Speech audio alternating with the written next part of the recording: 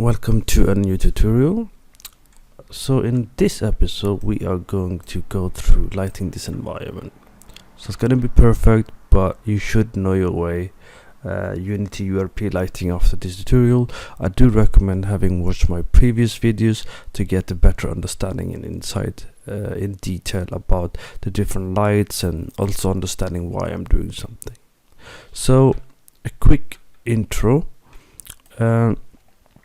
What I'll do, I'll quickly just point out these settings because we're going to set it up ahead of time. This is because we want to save our rendering time during the video. Alright, so we are making sure we don't necessarily need multiple importance on. This is very good for environments in which you have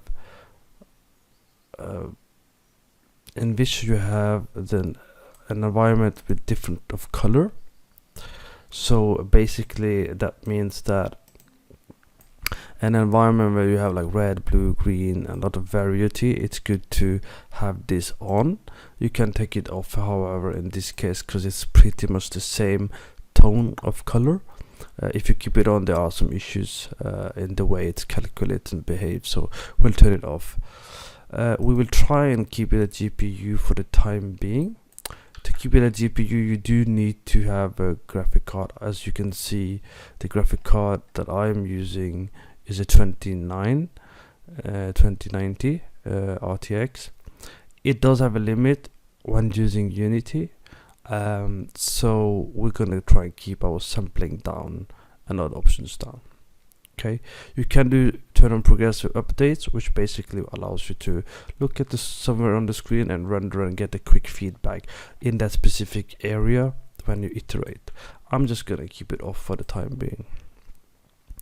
So I'm gonna keep the direct samples actually all the way down to 50 and 50 and 50 for the time being. In fact, I might even go down to 30, 30 and 30. Now eventually, for the final bake, what you want to do eventually is to increase the environment samples to at least 300, preferably 500. Why is this? So the environment sampling, what it does, it calculates from the skybox the photons that comes from the sky, and basically around the levels. So an exterior level such as this, you primarily want to increase the environment samples more than anything else. Direct samples and indirect samples is kind of explanatory, I suppose. Direct samples are direct lights, indirect samples are the bouncing lights around. You generally increase these past 100 if you have a lot of interior scenes, which we do not. Max bounces and minimum bounces is the time the light will bounce. This varies depending on your solution. So basically, if you have area lights or such, you want to have a different setup. We're not going to use too many. We're using a few area lights, so the setting will still be fine. However, we're going to keep it at minimum 3 and 4 later on. But for now, we'll do 2, 3. So why do we want to keep it at 3 to 4, and why are we increasing the environment samples and such higher? Is obviously to avoid a bounce indirect noises. This normally stays at auto, which is fine. This basically is to counter the amount of noise you get. For the time being, we'll keep it at 2, 3 and 2. This is again reduces our build time, rendering time, and also still gives us less noise to worry about. If you turn it off, you'll see that there's a lot of rainbow noise around the scene, which can be solved by increasing environment samples in this type of scene because it's an exterior. Also indirect samples or direct samples, depending on what the reason is for the noise.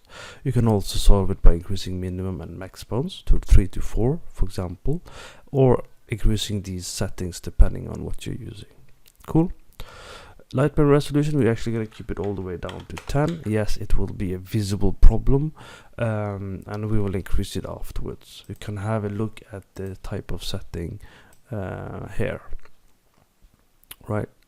So you can, for the time being, we're going to go to 5. Light padding we can keep at 6, which is basically the gaps between the light pads in the UV, which you can see here after you bake. You will then be able to see, you can actually see an example here as well in which it will have different paddings and separation here in the light maps. We're going to keep the max light map resolution to 256. You will eventually notice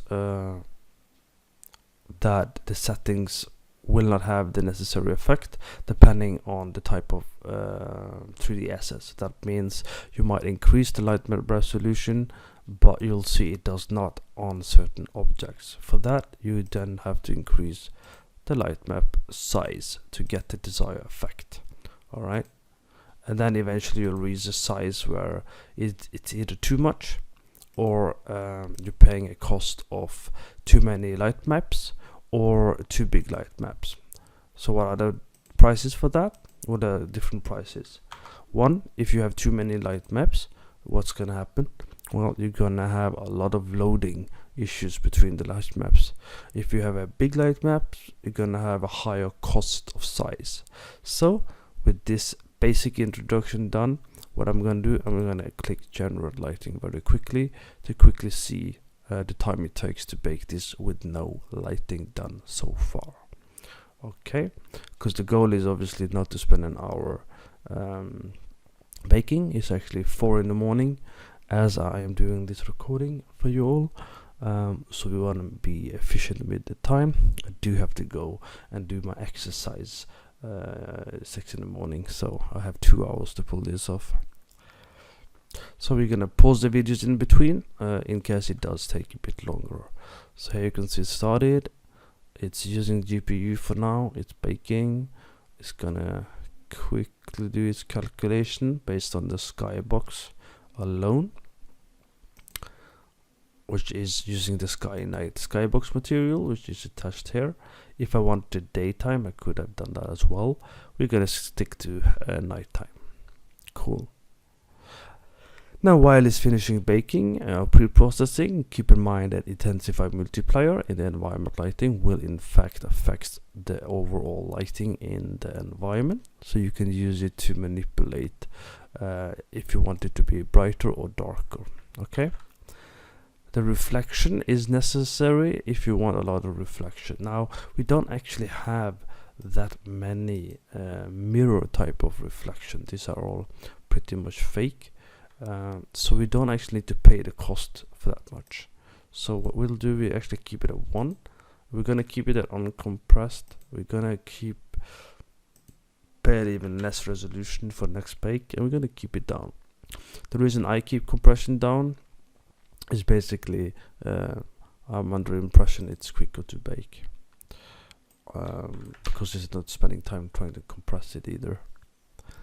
I'm going to turn off the fog because we just want to make sure that I am lighting without the fog on. Okay, that's good. We have the basic real-time shadow color to be blue, which is fine. We're going to check the light maps. You can see we have a lot of light maps now. This obviously gives a 2 megabyte of cost, right, in terms of memory space, which is not bad. It's fine. Cool. With that said, we are gonna have a look here, and the first thing we want to do, we're just gonna create a right click, and we're gonna create the new empty. We're gonna just call it lighting, and in the lighting hierarchy, we're gonna go into light. We're gonna put in the directional light, and the goal is simple. We just want to have an interesting shadow.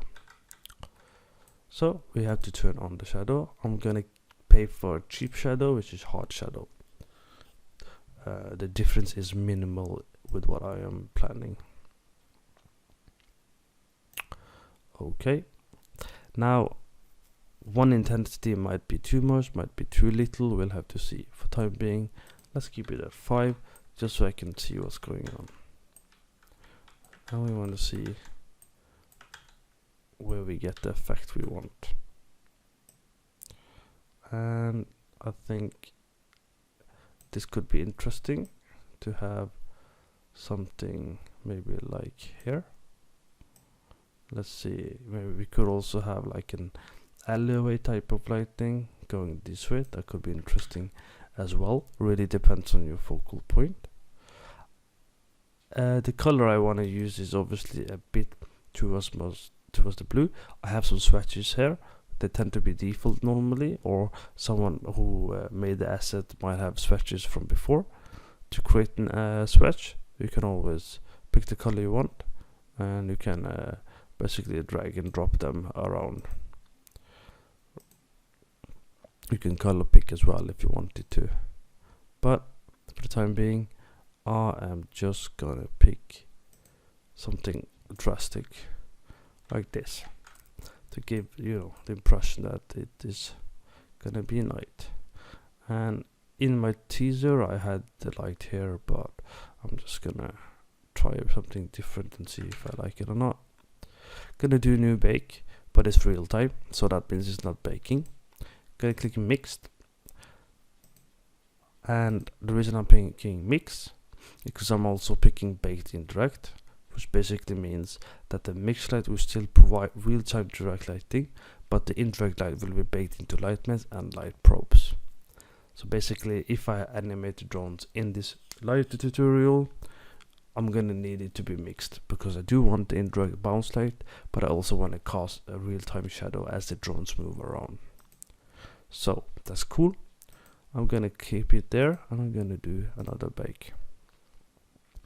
Now that we have a light in, obviously the baking time is going to increase a little bit, okay, but as long as we manage to keep it at low quality and GPU for the time being, we should be able to buy some time and quickly iterate. Obviously it takes a bit of experience as well to do this, because you might be looking at the thing going, oh, that looks broken, and so on and so forth. Cool. So the light's over there. Now I'm gonna make sure I look at the environment here, and I might go, maybe I don't want this dark. You could, if you wanted to, you could go crazy and do like 2.9 in intensity multiplier of the skybox, and then you can do a new bake, and you can see what happens. It's starting to catch up some of the environment and brighten it up a little bit more according to what you need, right? So you can do that too, but for the time being I'm going to keep it at 1. I'm going to bake again, and we'll wait a bit.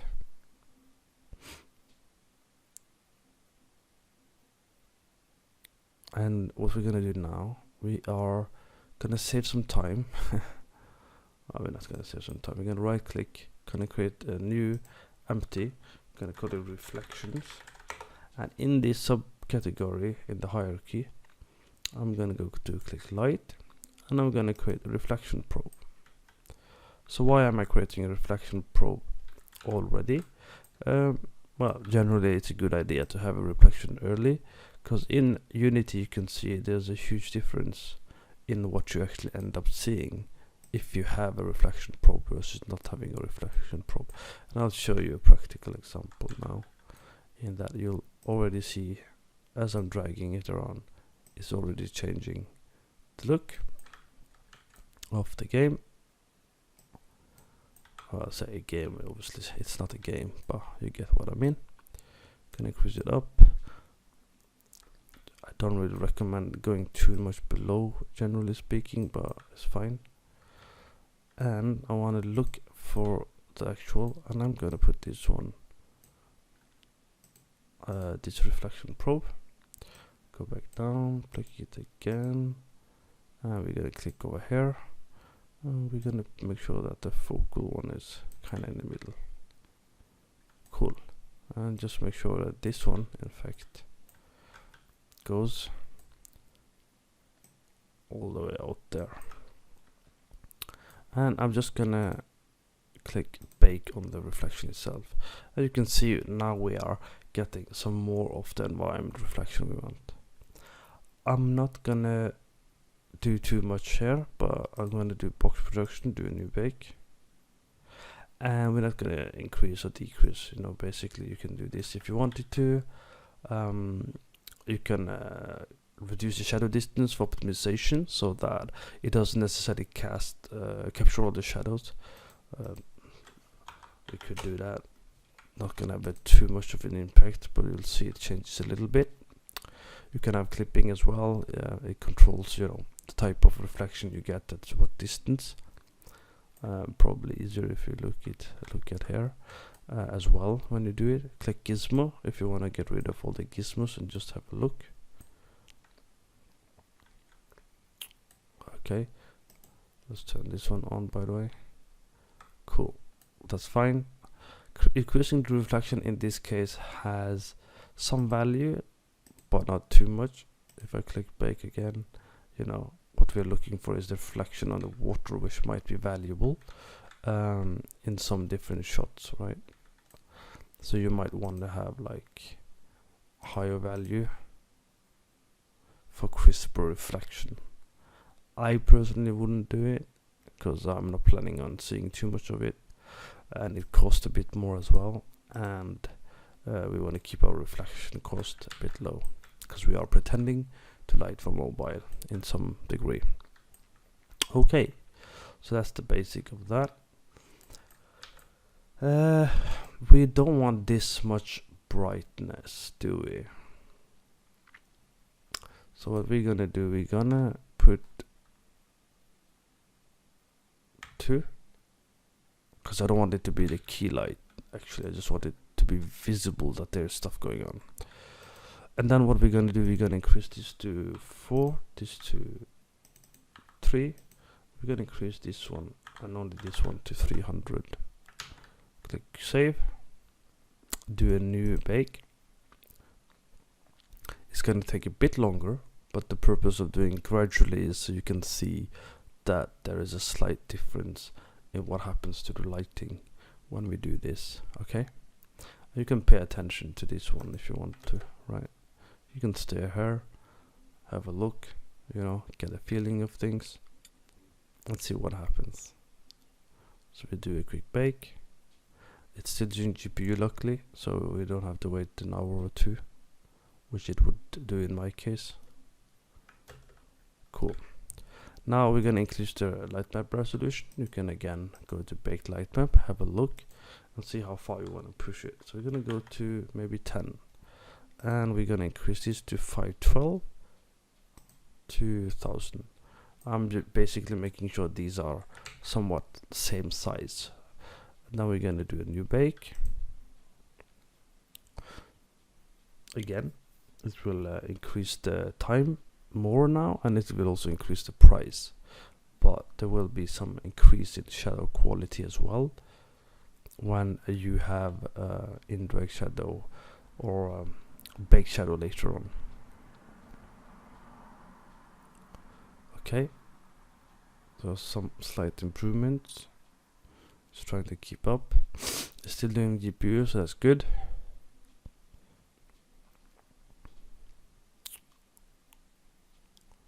Alright, and now pay attention, this costs 8 megabytes because we are increasing, you know, the texture resolution and the light map size. This comes with a small cost, right? Okay, so that's fine. Now obviously it's very dark for my taste.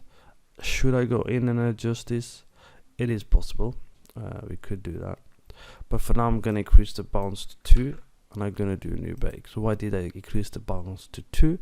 Is just to make sure that we have a bit more reflection in our reflection on the water, so they capture two areas rather than just one bounce, so to speak.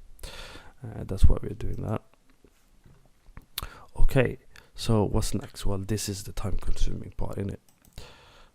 So we have a lot of light sources, so where do we start? What do we do? Well, for starters, I just want to make sure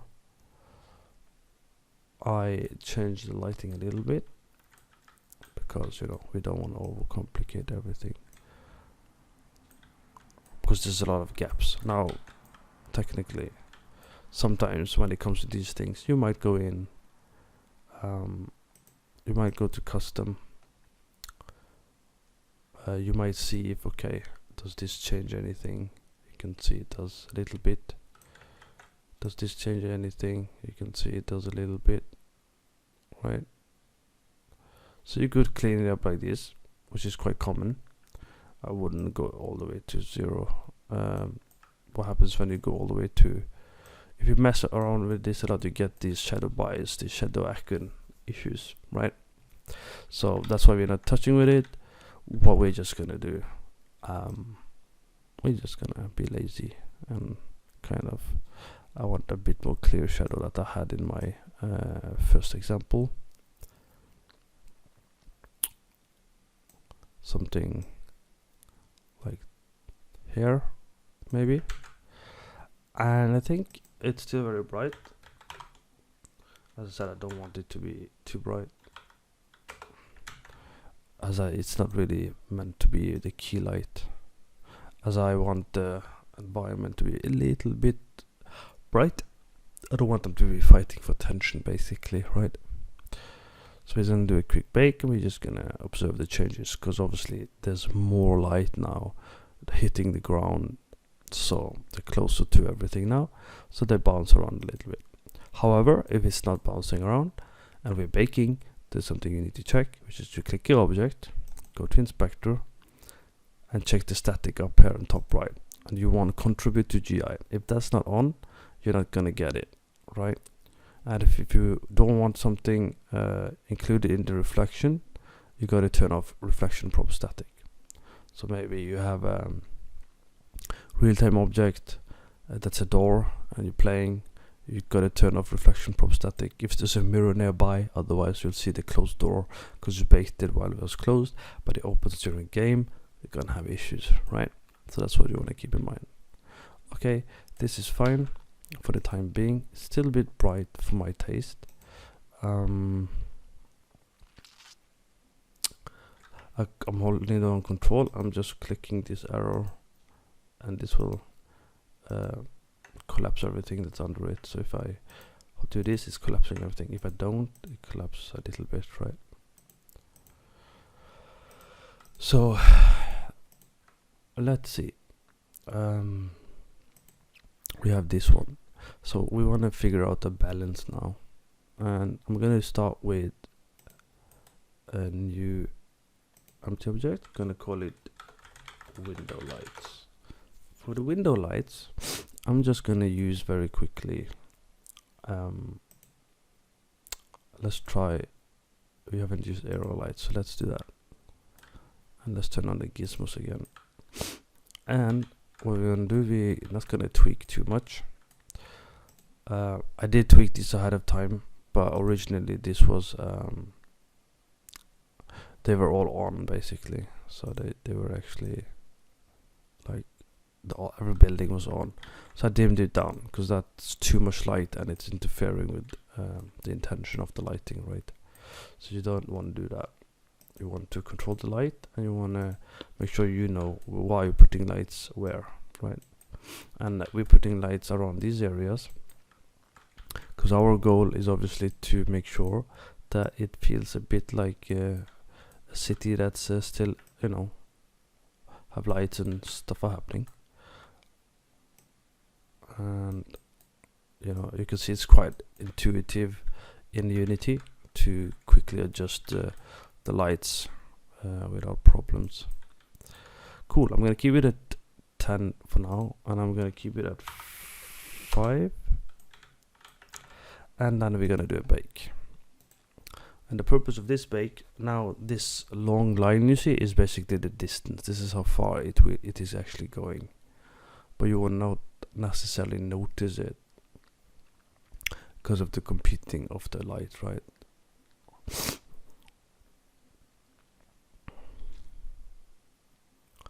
Obviously I'm not doing exactly the same as my initial teaser trailer, because, you know, maybe I'll end up with something better in terms of values, because I did have more dimmer night light in the other one. Cool. And we're gonna be lazy, but not too much, but a little bit at the time being. Right now we are just gonna duplicate this, and we're gonna put this here, I'm gonna put this on 4 because I feel it's a bit darker than the other one. And I'm gonna put one here as well, and I'm gonna put this one in 2. Gonna put one here, and I'm just gonna do something like this, and I'm gonna put, yeah, we just keep it at 2 for now. Copy this over there. I'm just gonna keep doing the same really. One thing though is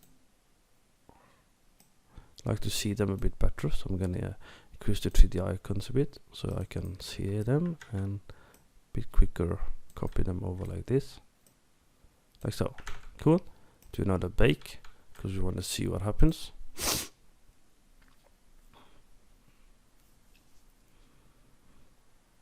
Okay, it's starting to look like, you know, the windows have some light, stuff's happening. There's a certain difference in value, right? So it's not like equally bright everywhere. It's like there's some hot spots and then it fades a bit, okay? Which is what we want. Cool. Now you might reach the point where, you know, it might be too bright, or it's getting, you know, too much. So we want to just quickly, for this part of the area anyway, we just want to quickly put it here and just rotate it quickly like so. And I'm going to do the same here. Now for this tutorial I'm not going to actually place everything. Eventually what I'm going to do, I'm just going to open my other one and kind of fine tune the other one if I have to, so you get an idea of the process of doing things right. Cool. So let's check the inspector. This one has 2, but this one looks more of a maybe a 5 here, maybe a 4 here. Don't want it to be too equal, so we want to break it up a bit like so. Cool. And we're going to do a new bake. Now what's going to happen is going to flatten out. Why is it going to flatten out? Well, even though you all have these hotspots and you have this day night light and you have hotspots on the other side, they're all pretty long range. They're set on 10, which basically means these are going all the way across, right? You can see it's lighting a lot. You might like it, there's nothing wrong with it at all, but for all purposes of an intent, I probably wouldn't keep it like that. I don't necessarily want the light to cover all area. So what were you gonna do? By the way, this one might be too close, but that's okay. You can see that it's kind of bleeding through and everything, so you might want to push it forward if you wanted to, like so. Okay, now these are all, select them all, and we're gonna be lazy and I'm gonna do 5. Maybe that's even too much. Let's do 4 or maybe even 3. We don't want to go too much backwards though, because you want to make sure that, you know, it doesn't just stop abruptly, which there is a problem with the area light if you're not careful. And I'll show it if it pops up.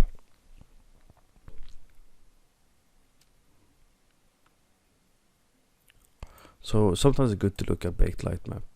It's a bit easier. You can see things are darkening down again because the area light's not like covering a huge amount of area now, and you're gonna get, you know, the moonlight to be a bit brighter if that's what we want in this case. Okay, so you get these effects, and these are visible in the games, which is why sometimes you will increase it, but you could pay more cost. I'm not going to do it because the way I'm lighting it is keeping this in mind so you won't spot it too much, but you can actually see it if you have the eye for it. But you can do it by increasing the filter, increasing the indirect samples, and so on and so forth to kind of control this a little bit. Okay, so that's one of the drawback of this. When you reduce the range, is you pay other cost to compensate for this. Cool. Now I don't necessarily want it to be this bright, so I might even darken this a bit more, and I might actually see a bake first. So what are we doing? Well, now we just figure out what we want. Do you want the moonlight to be the brightest part, or do you want the environment lighting to be the brightest part, right? That's a decision you have to make. Now, realistically, arguably, you know, the moonlight isn't that bright, right? It's like 0.5 or less in lux in value, so it's not as bright as the actual lights coming out from the buildings and the surroundings. So that's why I'm dimming it. But it is still quite flat, so you might go around and say, okay, maybe we want to do first the range to be 4, just to get them to cross over a little bit. So we do another bake just to see if it crosses over a little bit, and it obviously will increase the intensity slightly when you increase the range as well. You can see it brightens up the area of the moon as well. So you have to decide, okay, do you want the long range of area light, because it does cover a lot, and it also does give a bit of shadow. Do you want it? Don't you want it? Keep in mind at this level, these aren't actually true transparent, so when you cast shadow on these, it's actually not gonna give the alpha. So it's an actual square. You can see it here. Cool. You can see by increasing it, they're overlapping, and it's slowly getting rid of some of the effects. Cool. Not gonna spend too much time tweaking the values, but you get the idea. You wanna make sure the values are correct. Cool. What next? Well, the other thing you want to try and do for this type of level is obviously the mood. So let's do a quick lighting, and we're gonna do a new create empty object. We're gonna call it sign lighting neon. Cool. And again, we're gonna use arrow light. Now, why are we still using arrow light? Good question. Well, we're still using arrow light because it gives us this warm fuzzy look. This warm fuzzy soft look. We don't want it to be like super crisp just yet, because we want a very specific light from the drones, which I've already placed out, to be the crispy ones, which is why we're not making things too bright. It's on purpose. But in this case, for these area lights, what we'll do, we'll just place it like this and go to inspector, color picker, and we have to make sure we're in the right view. We're just gonna pick this one, and we're gonna control D, which is duplicate. Hold on control when I do the hotkey for W and E, and we're just gonna do this. I don't know why it's orange on this side, but we're not gonna see that side, and we want to make sure we have consistency of blue. Then we're gonna click generate lighting, and we want to see what that does, because overall we want to pay attention to all the light sources and what they're eventually going to do to the environment. So we don't want, I don't want to in this case spend too much time making things bright here, because I know there's going to be other competing lights being added. So you're going to do like you would normally do a final iteration at the end. So we're going to do this one. We know that we don't want this one to be too bright or too disturbing either.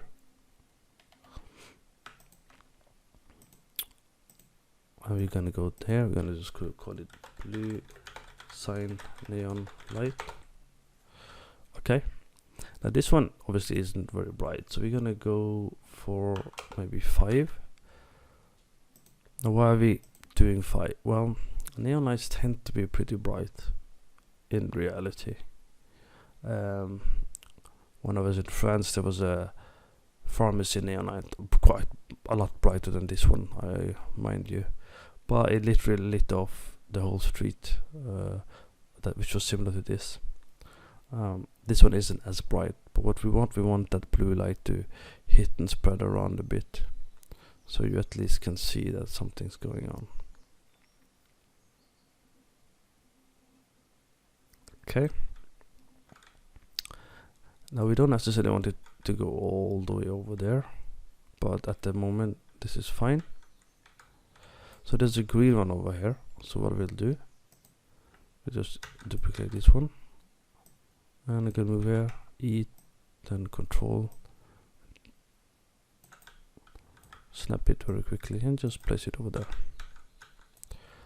and put it to be somewhat the same size, like so. And we're gonna do a color picker again, very quickly and lazily, like so. E, Control to rotate, after E, and just quickly place it somewhere there, and do a new bake. But this time we want to make sure things are going as planned. So sometimes I do need to increase a little bit. So we're gonna risk, and we're gonna do that. We're gonna do 15, 50, and 50. Just a little bit, not too much, because we want to control our baking time, because the more area lights you put, the more expensive it is in baking time. But we want to see a little bit higher quality, basically. The true look, as you call it. You can see it's changing quite drastically already. Cool. We also want to make sure that these neon sign light, they don't necessarily brighten up too much. And you also want to make sure we put them, forgot to duplicate it properly, I think. So let's duplicate it quickly, put it on the other side. It's gonna reset on its own when you do this, so it's not to worry. So this one might be too far, but we'll have a look.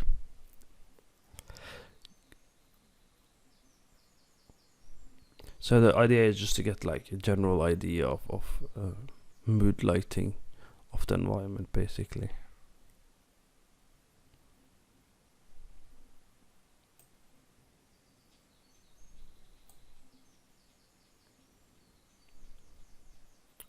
Okay, you can see, you know, you get some detail in the back there for this particular shot. All right. So that's the range, of course.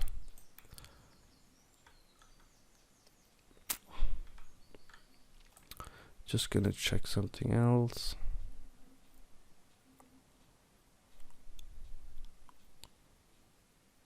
And it's baking. We're waiting patiently, aren't we? I could have paused, but I do have to pause on the next one. Probably it's getting time consuming.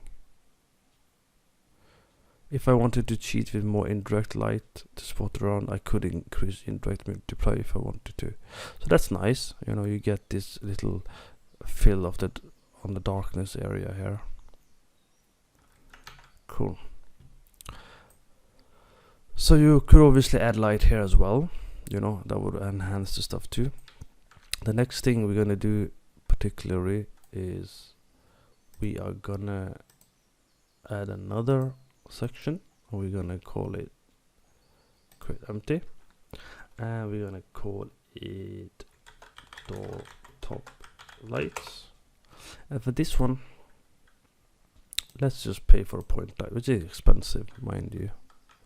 We just want to put it about here, and the idea is to get these lights on top of the door to pretend that it exists, right? And I'm just gonna not copy paste it just yet. We want to make sure this is baked. You might have noticed the arrow lights are baked only in this version of Unity. And then I'm just gonna quickly place them in a way that it's somewhat believable that the light is indeed coming from this source, right? So you might move them a bit back, a bit forward, depending on what makes sense,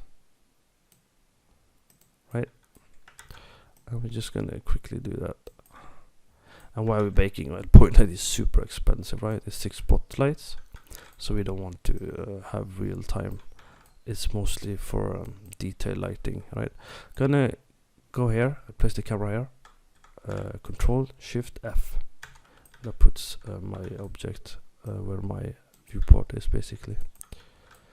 Gonna Control W, now Control D, and I'm gonna do the same here. Just put it quickly here, like so, and like so, and do the same here, kind of like this. Cool. Not gonna do all of this. I mean, you're understanding the principles, which is the point here. Gonna do new bake because of the point light, but actually, for this to actually, we gonna have to put one over here as well. Otherwise, this is not gonna have the look right evaluation on this side. At least you want at least some evaluation on this side. Cool. Now we're gonna do new bake. Gonna increase it again. Gonna go 20. I'm gonna do 248. Gonna get some better indirect samples.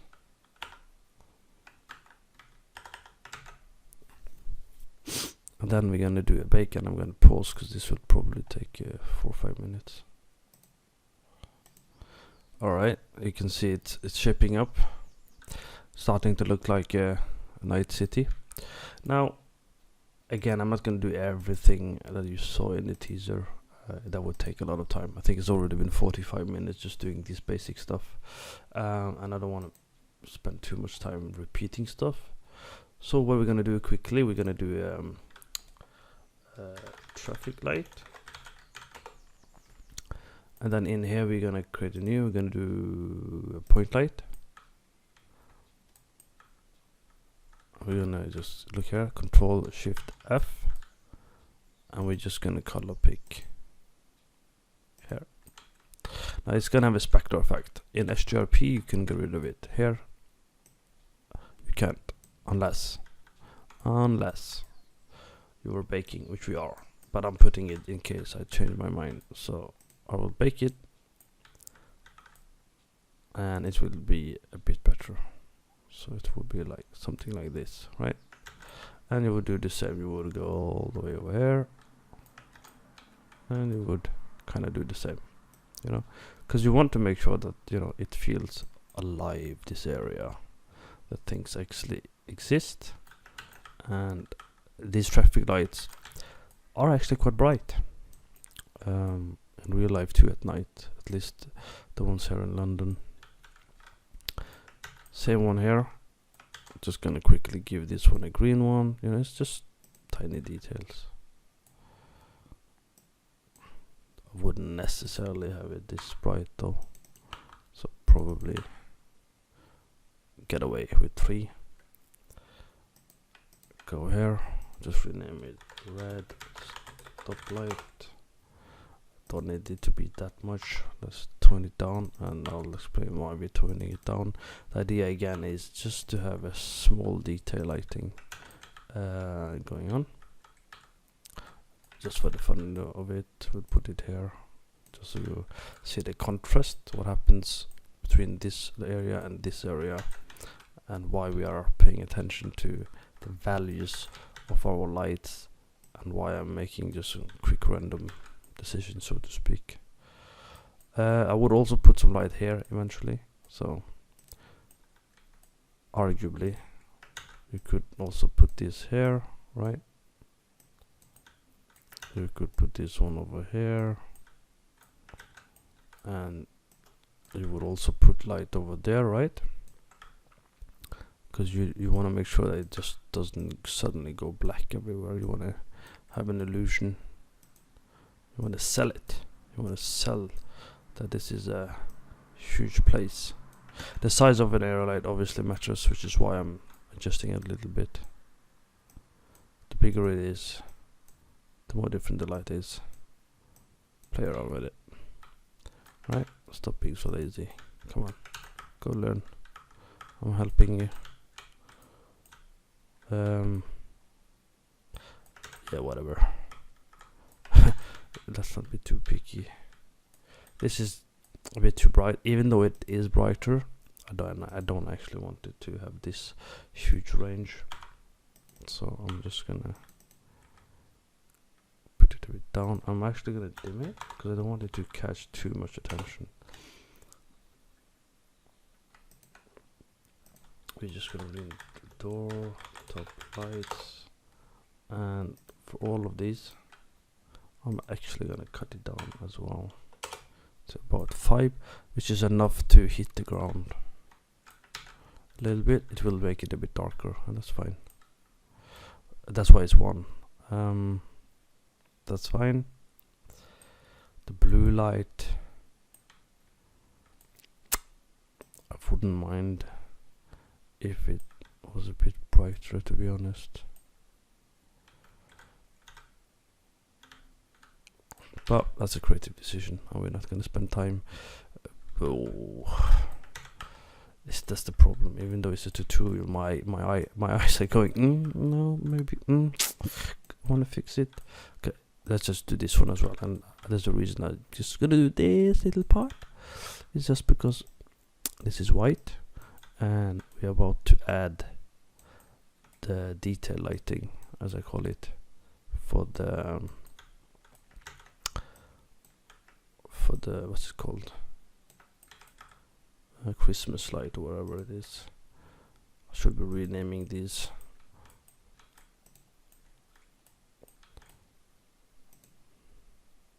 So that's fine. Let's just rename this to white neon sign light. These are green, so rename it to green neon sign light, because people are always gonna work with you, so you want to make sure that's doable. Okay, one more, just because it's gonna make a difference. It's a subtle difference, but because of the camera angle I have right now, it matters a little bit, and I don't want to do, too shitty lighting just because it's a tutorial. Okay, here we go. You understand? This one is important because it has 0 effect, right? You don't actually see it hitting anywhere, so the range of this one would be manipulated, but it does have an effect on this side. So you want to make sure, is it any point in putting the light there or not? Cool. Now we're gonna control shift to get this done very quickly. Gonna right click very quickly, do a new object. We're gonna call it Christmas light or whatever. Christmas light. And we're gonna be super lazy. Gonna use another point light because we're baking, and only because we're baking. Very important. I would never use this if this was real time, but also, why not? Also, let's just make sure this actually has shadow on. Nope, we do want shadow. Drama. Traffic light, we don't need shadow. Let's do a bake, because you never know. It might change to CPU. So these lighting settings, slump setting, you can create new ones. You can create new light setting if you create the slump setting. And the slump settings basically are these stuff, right? Other things to keep in mind, if things are not working, you can always go to preference, and you can clear cache. You can see I'm reaching my 45 slowly, and you can click clear cache, and it will clear the GI cache, and hopefully your baking will work again, because in Unity sometimes it might be baking, might be slow, and that requires a bit of cleanup sometimes. Here as well, you click on graphics. You want to make sure you have the right pipeline. If this is empty, something is wrong, or you don't know why you're doing it, just make sure this has something in there. Basically, we're not using HDRP, so there's nothing going in there. This doesn't matter either. Okay. Another thing to keep in mind, let's see if it's on or not. Player, the linear space is color, so that's under player. I think so for some of you these are very important stuff to know. Right, so if you want it gamma, you go gamma, but we are using a linear. Okay, what other things can I cover while we're baking? Cool. There's one thing more though.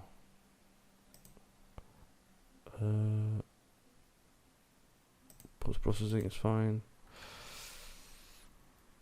Is it under general? Probably not, because Unity has a tendency to change the layout a bit. Graphics, that's fine. Universal. Okay, I think that's about it. So you have a lot of settings here if you're into double checking that everything works. These are the places you go on a deeper level to make sure you have the right pipeline, the right settings, and so on and forth. You have a new layout. Just remember, you can create your new layout here.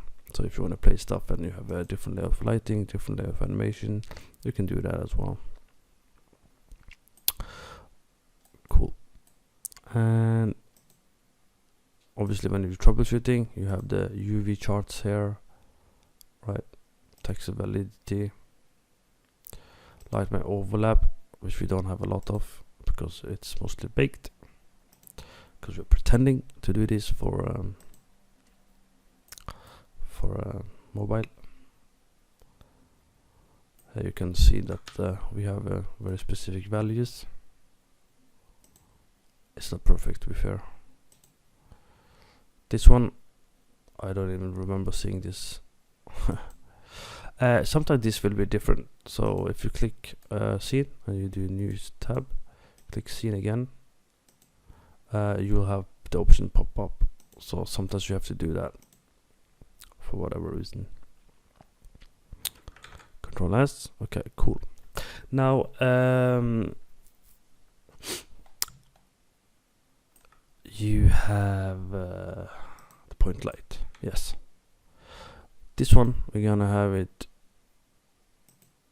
be red or something like this,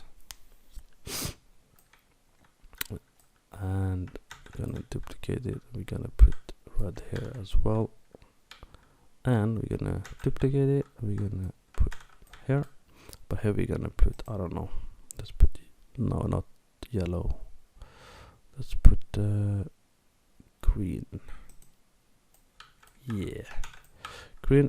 And we're gonna do not the green here. Here we're gonna put blue, just to get some cyan color effect going.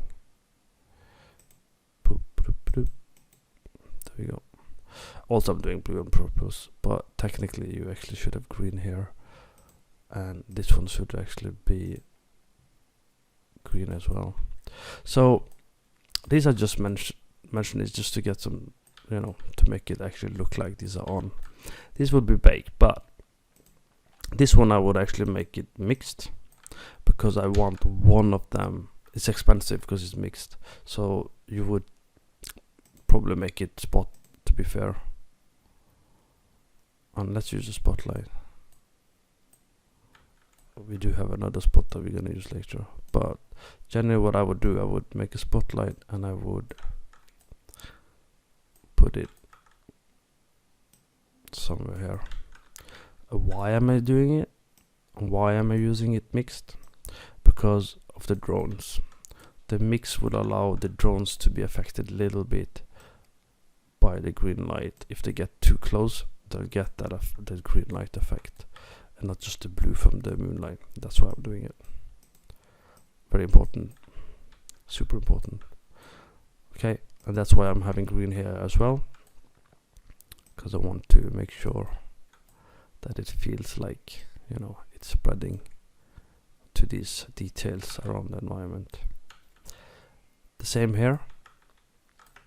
Maybe I want to have red on this side, and maybe over here I go back to green.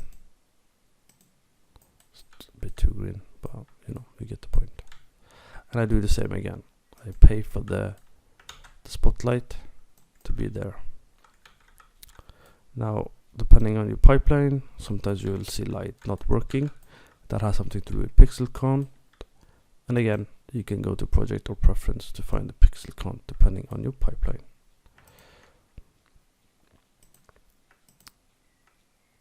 Okay, so we're just gonna pick this one, make sure it covers the area just a little bit. You can see it's clipping a bit. Cool. And yeah, that's basically what you do. You just keep copying it around. Gonna do one last bake.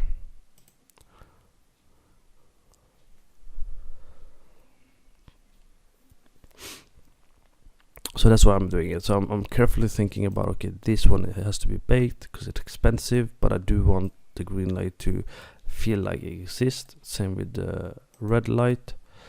Then I want a spotlight instead to be the price of the mixed light. So I am basically making sure that when the drones are flying around, you know, they actually get affected. Same as here. I don't need it to be affected as they fly through here, but if you did want it to, same trick. You add a spotlight here and put it on just real time if you wanted to, actually, with no shadow, because they're drones and they're in the air. So maybe you wanted to rim light it as they fly past. You put it here, it would fly through. You would get the same effect, but again, because we're pretending it's mobile, you want to make sure it's cheap and efficient, right? Actually, let's turn on the fog, which I've already, it's on the environment. Let's just do that and bake it, because you'll see how different it starts looking. The fog makes it quite flat, and it's flat because we're not having the other lights here as well, and I haven't changed the settings. But also because, you know, I'm skipping a lot now. But I'll show you. If I turn on the lights of the drones, you start getting a different look as well, because the drones are really the primary light that I want to have the main attention. So, you know, they have like 40 in intensity right now and 20 in range, so they cover a lot. And obviously I'm having a different setting for inner and outer spot angle to get the desired effect I want as well. And in this case, you know, I would actually maybe start dimming down a little bit, so it's not as bright and flat as it is, and you know, try and tweak things a little bit. But you can see that the minute you start adding all of these layers, you start getting a different effect. Okay.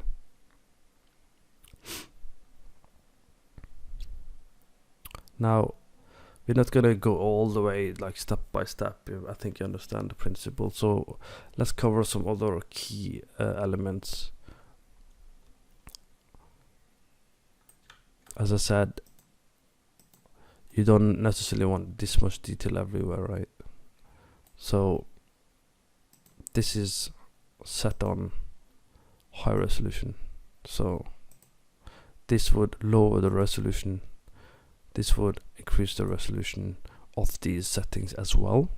Okay, but sometimes you don't want as much details everywhere, as I said. So maybe you don't need this much resolution here because the camera doesn't necessarily look up there. Maybe that's the case, or maybe at least not over there.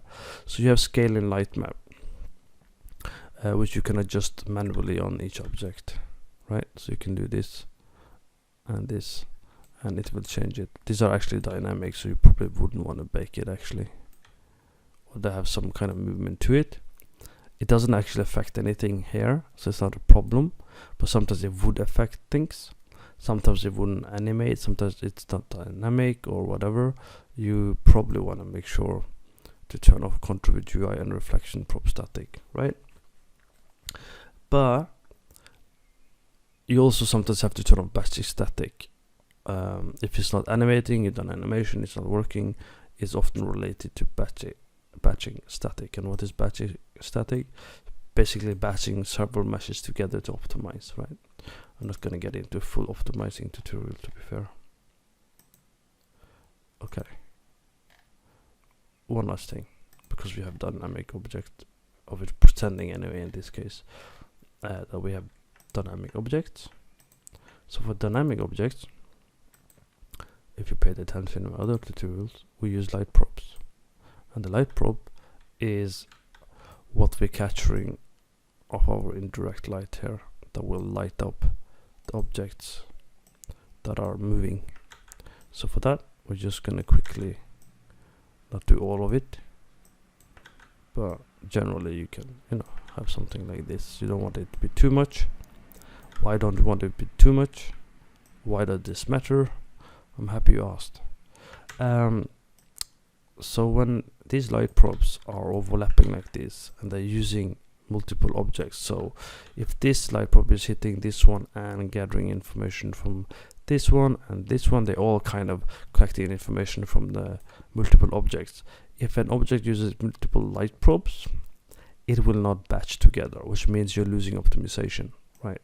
So that's where you want to, in reality, you don't actually want to have too many light props affecting too many objects unless you really need to, because in doing so you're sacrificing optimization. And because we're pretending it's a mobile game we're doing lighting for, I'm just letting you know, you want to make sure that you don't have this issue. And let's just pretend. And then because we have drones and stuff, right, you would maybe cover a bigger area, so you would actually go up.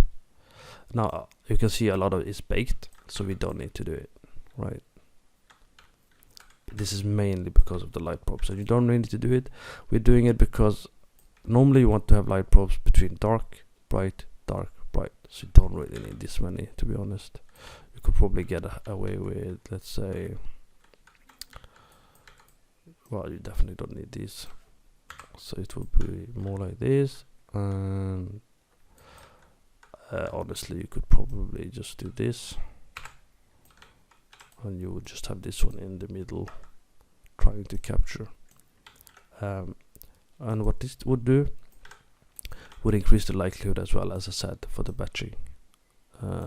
Again, very important for mobile games, right? Cool. And this would require a rebake as well. So we do a quick rebake. I don't know if you spotted it, but it already affected the drones because they are dynamic. So as they move around, they'll get the necessary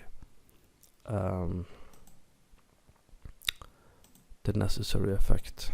So let's do that. Turn it off. Okay.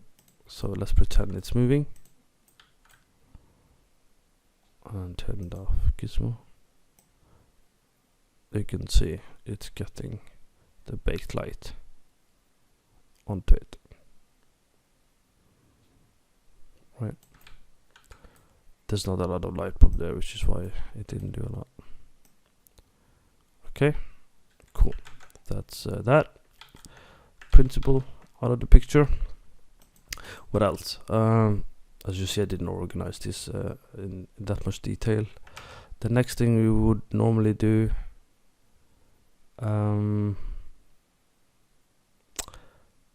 obviously you have the profiler. I'm not going to get into it, that's like a completely different thing, but you can profile here, you can check the optimization here as well. generally I don't need to do it, at least in Unity. Yeah, we were talking about light map, sorry. Another thing to do to optimize your speed when you're tweaking and optimizing for mobile or just the game itself, these light map parameters, you can create a new one. You don't necessarily need to know all of this, but I'm not gonna get into it, to be honest. It's quite complicated and high level, but you could create a new one, or you could just duplicate the one that's low, right? You could do this, or you could just use default low, and this would tweak all of these that you want it to be having low. Basically, they would then start catching up and have a low setting instead. So that's another thing. So you would start tweaking on that level. If you have problems with some meshes and it says like overlapping UVs, but it looks weird for whatever reason, you click on the mesh renderer. No, not the mesh renderer. Yes, the mesh itself. You can see it has. Did I click the material again? No, here it is. You can do general light map UVs, right? And then you can do what you need to tweak it, basically. I have not done that, so obviously it's not the best possible scenario right now. Actually, the reason I haven't done that is I actually didn't know it was off to begin with, but also because I already baked another one, and most of them are mixed light anyway. But this would actually improve if I did that, and I would not get this error which says the object has overlapping UVs, which you can see in the console. There's a 724 object that can be improved, and you will get rid of these artifacts that sometimes happens, which is not really noticeable here, so it's not a big problem. Okay, this is where you use the UV charts. You click on the UV charts, and if we were to pretend for the moment, let's do, I don't know, let's do this one. Oh, let's do this. Nope, let's do this one. Let's go on the element. Let's just to show you the principles, just so you know about this. I do general light mirror, I click apply. See that? Let's do a new bake, like so. Pay attention to it. Keep your eye on it. Don't look away.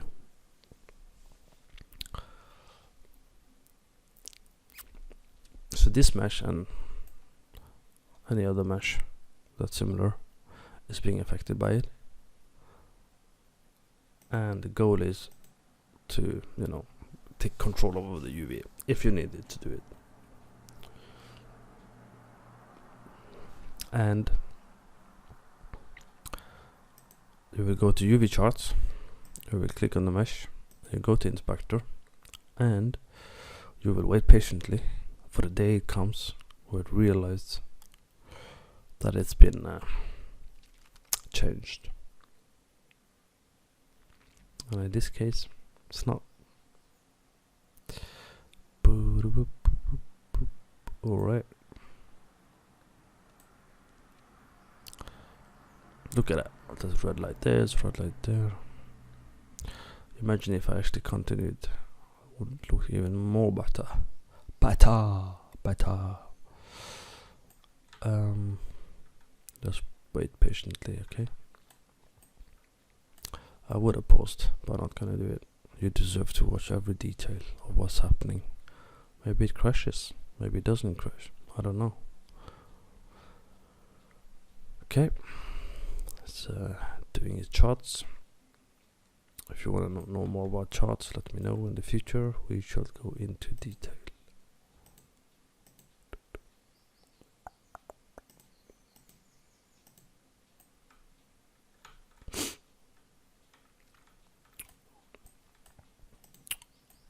You can have, you see these acne.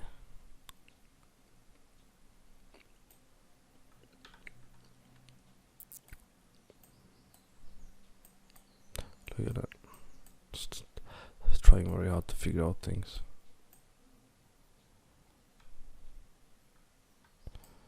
Cool. 40 seconds more. Probably should have put some light there. It was actually a stupid place to do. Was not a good choice. It was not a good choice, people. It was not a good choice. Another thing we can do, which wasn't part of the plan, but since we dragged this far, might as well point out a few more things. This is real time. It's using blend probes. Blend probes have different functions and has different rules to it. Not gonna get into it. You can use proxy volumes, which is a more advanced version of light probes for specific reasons and specific situations where you might need very specific light probes on the object itself. It breaks the rules. What are the rules? I'm happy you asked. The rules of the light probes is it's generally the 4 closest light probes that are affecting an object.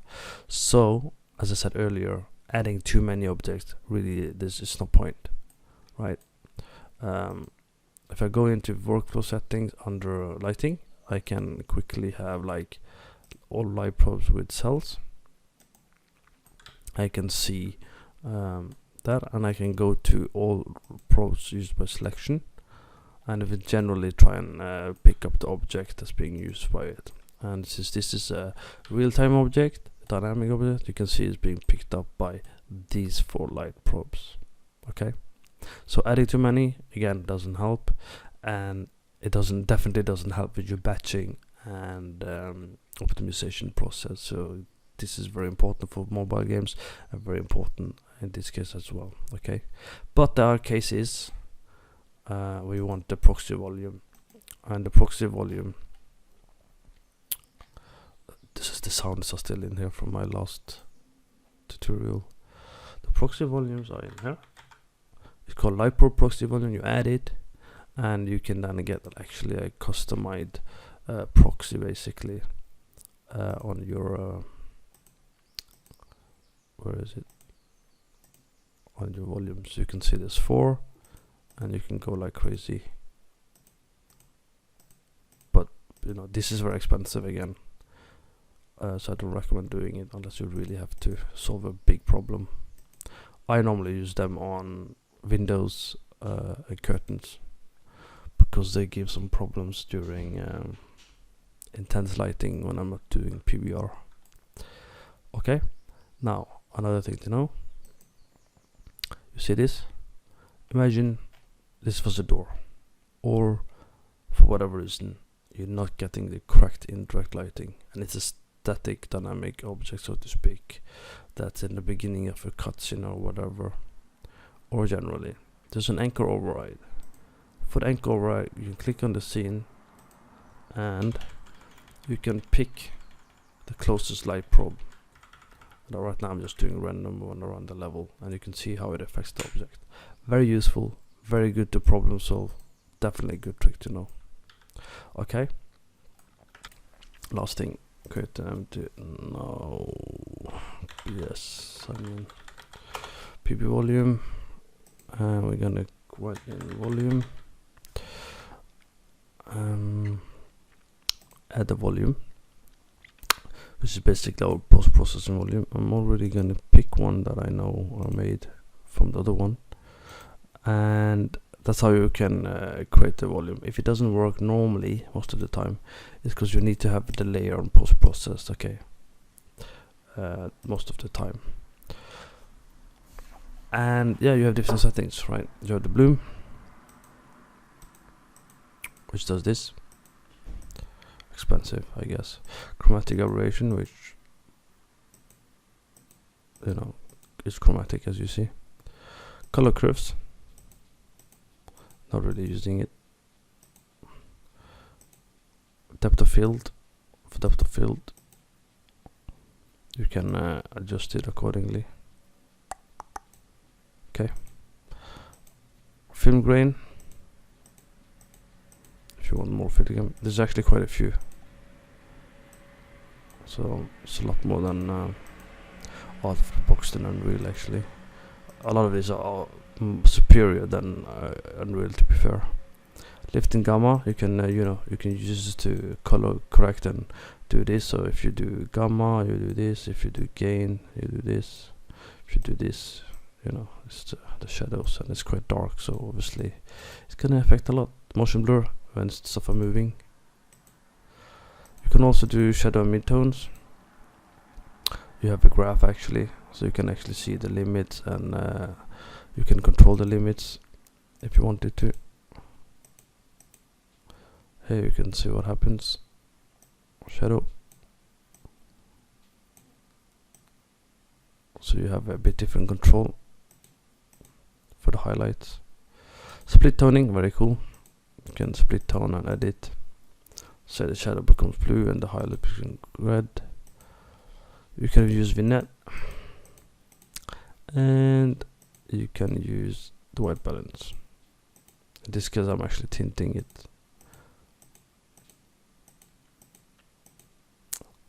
So there are many ways of doing it. So let's go back to this one. Go to the camera. To do animation, if you wanted to do it, just so you know, you can drag and drop something in your timeline. The timeline is under Windows. You can click animation track, and you have to click this red button, and it will allow you to move stuff around. So as you move it, it creates keyframes. Once you're done, you can right click. No, maybe not this one. But you can right click, and you can turn it into track like this, and you can double click, and then you have the dope sheet and the curves to do it more tweaking and stuff basically. But guys and girls, this is all I have time for now. Hopefully it's been useful. It's been kind of quick and dirty, but you can have some fun. It can end up pretty cool once you do the work and you work on the intensity and the look you want. So leave any comments, leave any questions if you want something more specific. There's obviously a lot more. Remember, we do mentorship and courses, so if you really want to dig more deeper, you can learn more about it and get some more results a lot quicker. Thank you and have a nice day.